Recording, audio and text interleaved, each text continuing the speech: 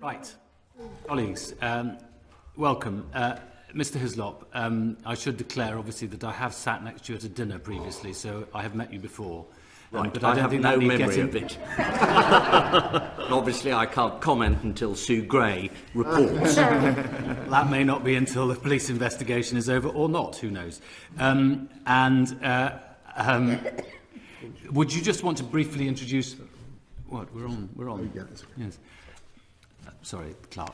And would you just like briefly to introduce your two colleagues? Yes, these are two of my journalists. This is Richard Brooks and this is Solomon Hughes. They both write for the section of the magazine about conflict of interest. Richard Brooks appeared with me before one of your members to talk about ACOBA and the failure to police sufficiently members of Parliament and ex-ministers when they go on to jobs. But we're here today to talk about failure to police politicians when they're actually in the job. That is my understanding. So just as a start of a 10, how do you think we're doing on standards in British public life at the moment? It's not good, is it? I would say that obviously it's good that we're here at all after the Prime Minister's cack-handed attempt to actually demolish the whole system. But since we are here, post Owen Paterson, I think we have to admit that the system failed, in that Owen Paterson had obviously no idea he was breaking the code, and a large number of his fellow MPs decided that they had no idea either, and that the whole system wasn't working. And I think we do, and my colleagues will come in very quickly here, we have to redefine the term lobbying, and we have to incorporate some of the proposals that you've made, except make them harsher. Just ask you about one of the things that's sort of around in the ether is about people who had perhaps legitimate conversations with companies when they were in ministerial office, but then when they left ministerial office, then joined the company employed for them. Have you got evidence of that? Do you think that that's a key issue that we're not addressing properly? Well, I mean, we've given evidence before about exactly this and presented evidence about people who've had jobs in specific areas and then gone on to work with companies who benefit from government contracts. I mean, there's absolutely loads of it. And I would say the same thing is, what do you think these companies are paying the money for? You think they're chucking it away? I mean, and when politicians declare their interests, I mean, why do they think these businesses are paying them this money? Why did Owen Paterson think he was being given all this money? What, because he's so brilliant? I mean, again, I think the public is very sick of being taken for fools at the moment on all sorts of level, and it's very sick of being taken for fools on this level. If you're taking money from a company, what are they getting out of it? Which is why the earlier answers from both of my colleagues was, at least print the contract, tell us what you're being employed for, and let's have a look at the minutes of the board meeting. What did you say in this specific area? Say you're employed, as Solomon always says, to sell guns or bombs or weapons, and then you have a board meeting. If you won't tell us what you said in the meeting, don't take the job. Okay. Not too extreme, Richard? No, maybe not extreme enough. Thank you very much for the evidence you gave to my committee, the Public Administration and Constitutional Affairs Committee, back in 2017, because I think we produced one of the best reports we ever produced. Yes, but we're on this committee now. And it took a very long time for the government to respond to it. Just to pick up one thing you said, why do you think so many MPs did not see that Mr. Paterson was in breach of the code? Because I think it was a bit more complicated than that. No, I don't think it was at all. And I'm sure your chairman has views on this. I mean, the investigation was incredibly thorough. He was given every opportunity to respond. It was absolutely clear he'd broken all the rules. The public were quite clear that he'd taken the money and he'd lobbied. And the MPs were whipped into this ridiculous bill. Okay, but why do you think so many MPs didn't think he had broken the rules? Well, I mean, do you want me to go into why they obey the party whip? No. I mean, you're MPs. You could explain to us. I'm independent enough. I hardly ever obey the party whip. I vote with my brain. But for some reason, our system lacks authority over a large number of MPs. They don't respect the system. Why do you think that is? Well, I mean, again, let's break down the MPs who have second jobs. One of you two. Well, I mean, to answer your question, I think that the rules give them such leeway. The rules and the implementation of them give them such leeway. Owen Paterson could spend years thinking that he wasn't doing anything wrong, partly because the rules were too vague on lobbying, and secondly because he could convince himself that what he was doing wasn't problematic, that the company he was working for was a jolly good company, and that, you know, what's not to like and so on. And eventually, you know, we found out exactly what he was doing. The issue is, I think, that we don't find out what a lot of other MPs are doing. Okay, well, and I'm sure we'll move on to questions about transparency and so on, but that's the issue. I mean, we have lots of rules. Mr. Patterson was in breach of the rules. And let's just take his case. Unfortunately, he didn't understand he was in breach of the rules. Wouldn't that be more of a sort of cultural and attitude problem rather than that rules can't on themselves on their own fix? What do we need in addition to rules? Well, Because we it need the seems rules to be tougher, and you need to police them more toughly. Okay, but you can... That's not a very good adverb. More stringently. Well, you can police rules tougher, and you have tougher rules, but lots of people will carry on gaming rules. If they think the rules are the only issue, and they don't understand why the rules exist, what the principles are behind the rules, you're not going to change people's attitudes. Well, that's just depressing. The idea that politicians are so innately corrupt that they won't understand public anger at what they're doing, and none of them will obey the rules. Well, it happens in public service, it happens in financial Yeah, we're talking services. about MPs here. It happens in journalism, it happens in lots of professions. Yeah, but fortunately, this committee is not looking into us. We're having a look at you. It's not an attack on you. I'm just pointing out there are lots of... that actually to change, to improve the attitude towards the 7 principles in public life, we require far more than rules. Wouldn't you agree with that? But you want a moral shift in the quality of people who become MPs. I can't do much about that. Well, how about having more conversation in the workplace about why we have rules, what the principles mean, and how we should be setting the best example? God, why do you have to explain to a new MP why he shouldn't lobby for a company that's taking government contracts? Why isn't that blatantly obvious? The same reason that you have to sit people in the financial services sector down to courses and exams, why the Solicitors Regulation Authority encourages firms of solicitors to have discussions about ethics. It's because it's a fundamental fact of human nature that we are born savages and we have to be trained to be civilised human beings. Right, can we leave the ethics and go on to the practicalities of what you can do? I thought this was all about ethics. I thought that we wanted to make this... No, I thought you wanted a philosophical discussion about the fallen human condition, which again, you say you've got a vote in an hour. I think I will drop this line of inquiry, Chair, because I'm not getting very far with it. But if you look at the numbers, which these guys frequently do, the number of people who are in trouble over the conflict of interest is a very small minority of MPs. A lot of them are the same MPs. A lot of them are usually from the party that's in power at the time, which gives you a clue to what the businesses are spending their money on. And they don't involve the headline figures of, oh, she's a nurse, she's a doctor, that's ridiculous. Of course it's ridiculous. That's not what the problem is. The problem is this top layer of people who get jobs which are not related to their skills. They're saying, would you like to work for, a nutrition company? Would you like to work for a laboratory? Are you a scientist? No. What are you? I'm an MP who's willing to take the money. Well, that's a skill. It's just not good enough. Paul. I'd like to move away from lobbying, if that's okay with you. Mr. Hislop, you were quite complimentary about the way the Owen Paterson affair was investigated. I was. Yeah, the Commissioner did a great job.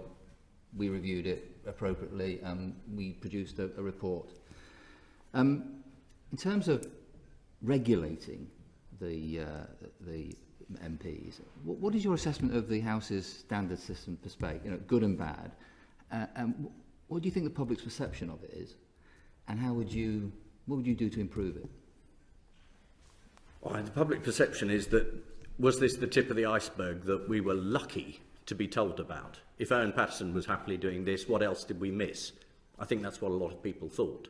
It was a very particular case. in which it blew up and the public found out about it. But again, I think, Solomon, your point is that at elections and generally, people don't know what these conflicts are. I was going to say, because the theory, the sort of transparency theory, is that MPs have a second job and that brings extra experience and that informs their work as an MP, and it's properly registered and it's put to the electorate and they may decide. But that's not actually what happens. If you look at it, very often MPs take second jobs after they've been elected. So it's not put to the voters. I mean, I looked at some of the more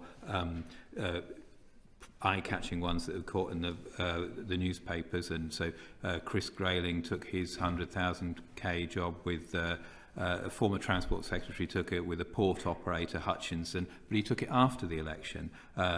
Former Deputy Prime Minister Damien Green took his 40k consultancy to private rail operator Abellio after the election. Forgive me, you're doing what a lot of MPs do and not answer the question. The question was, what do you think of the House of Commons Standards Committee? How would you improve it? And well, I mean, he's saying the point, sort of the point is that the perception is very important that there is a house, there is a standards committee, and there is a standards process whereby if MPs do, contravene the rules, there is a regulatory body and a regulatory process.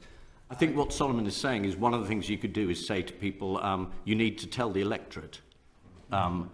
When you're campaigning, you say, the reason you should vote for me is because I work for a hedge fund. And not all the time, obviously, and I won't devote too much time, but I'm pretty matey with a lot of hedge funders, so vote for me. And then 2 months later, if you take a job with the hedge funds and you haven't declared it, your committee should say, time to put that on the record. Next time you stand up in the House, you say, before I say anything else, I should say, I've taken a job with the hedge funders, and obviously it won't influence anything I say about tax, wealth, creation, that's what's supposed to happen now. Or policies. Good afternoon, gentlemen, and thank you for appearing before us. I'm very much enjoying the robustness of the answers that you're giving to questions. I'm often accused of being perhaps a bit too robust on this committee with the questions that I ask. And I will continue to be robust in the questions, and I hope you continue to be robust in your answers. I suspect that you're being robust, in particular, Mr Hislop, because, like me, you have a real, passionate, deep love for our democratic institutions. Am I right? A deep love of what, sorry? Of our democratic institutions. Yes. I mean, I'm quite keen on democracy. Yeah. Which is why I found it so depressing earlier to imagine that none of our representatives were capable of marking their own homework. I mean, do you probably remember at school, teachers sometimes gave out the test you'd just done and you passed it one to the right.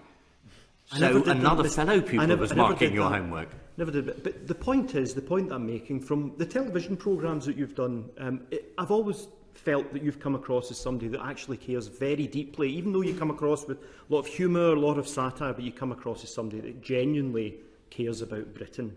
Am I right? I'm not sure flattery is allowed on this committee. No, allow me to build up the line of questioning, but am I right? Yes, Do you yes. have a deep love of Britain, yes or no? Yes.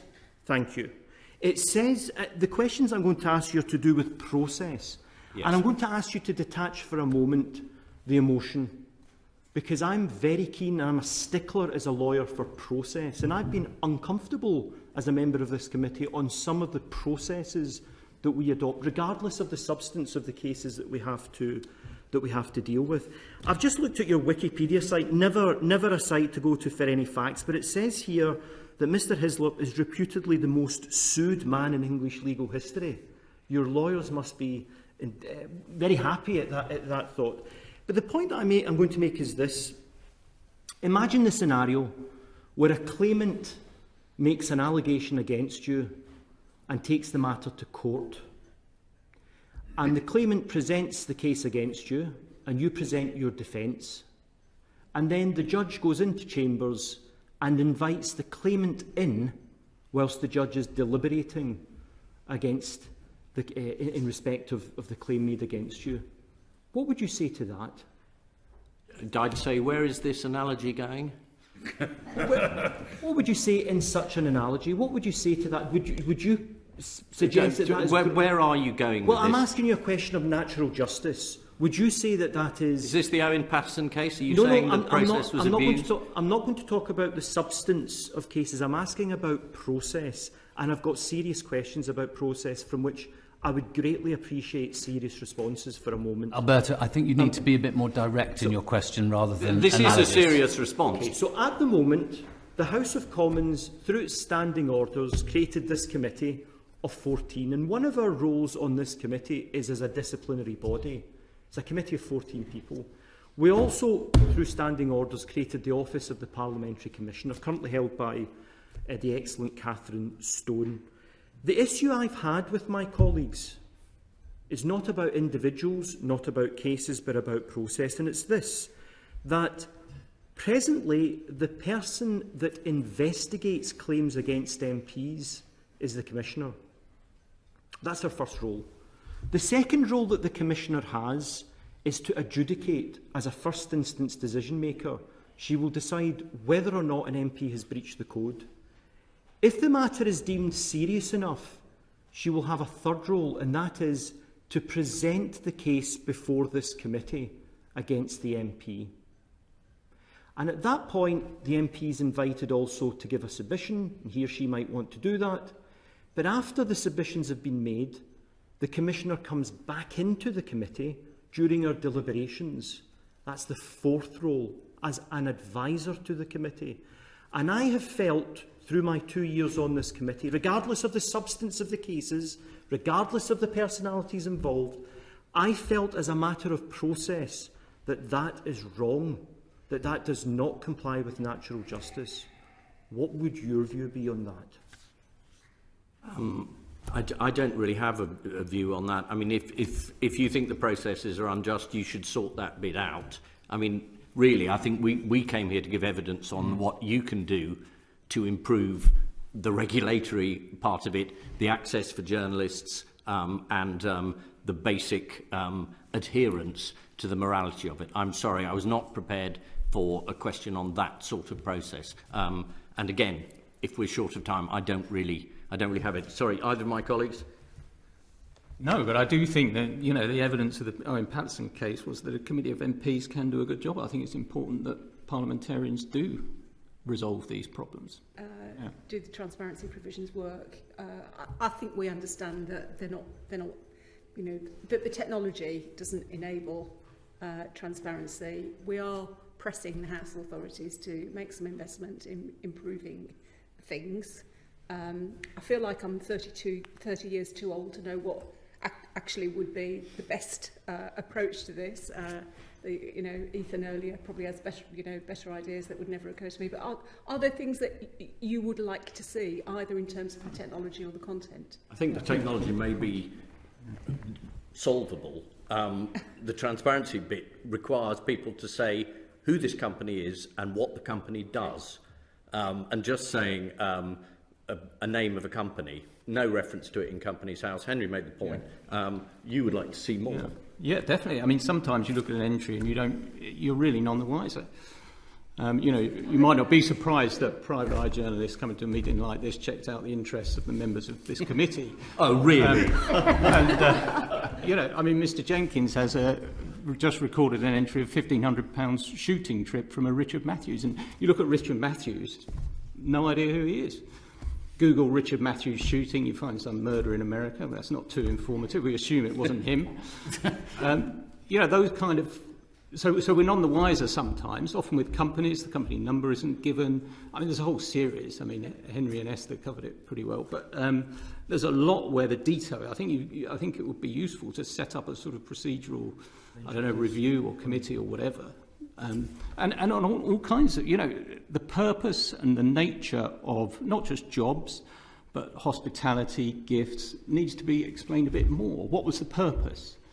You know, Mr. Costa's just questioned us. His register of interest shows that Heineken paid for very expensive seats to the World Cup semi-final over the summer. Why?